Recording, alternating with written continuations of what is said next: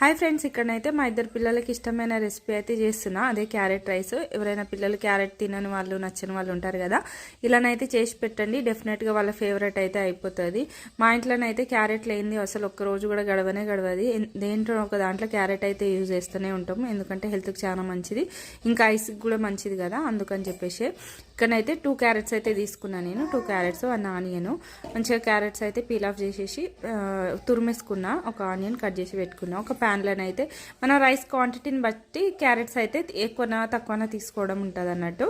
ఇక్కడనైతే ఇద్దరు పిల్లలకి చేస్తున్నాను, కొంచెం రైస్ ఎక్కువనే ఉంటే ఇక మంచిగా పెద్ద క్యారెట్స్ అన్నట్టు ఇక్కడ తురిమేసుకొని ఒక ప్యాన్లోనైతే ఆయిల్, జీలకర్ర వేసేసి ఆనియన్స్ ఫ్రై అయినాక మన క్యారెట్స్ అయితే వేసుకోవాలి.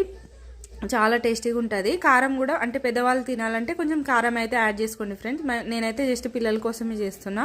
మళ్ళీ కూచిపాపనైతే కారం తినదు కదా, అందుకనే కారం అయితే తక్కువనే యాడ్ చేయలేదు అన్నట్టు. కారం అయితే ఇక్కడనైతే క్యారెట్ ఒక 2 మినిట్స్ మగ్గిన తర్వాత మన రైస్ ముందుగానే పగలగొట్టి ఉంటుంది కదా వండుకున్నది, అదైతే మొత్తం మంచిగా యాడ్ చేసుకోవాలన్నట్టు. మెత్తగా కలుపుకోవాలి, ఒత్తుగా కలుపుకోవాలి, మంచిగా టేస్టీగా ఉంటుంది అన్నట్టు. మా పిల్లలకైతే బొమ్మలు లేరా అంటున్నారు చాలామంది. ఒక ఉయ్యాల నిండా బొమ్మలే ఉన్నాయి అన్నట్టు. నేను ఇక్కడ వంట చేస్తుంటే కొంచెం పాప పోయి కబోర్డ్లో దూరింది.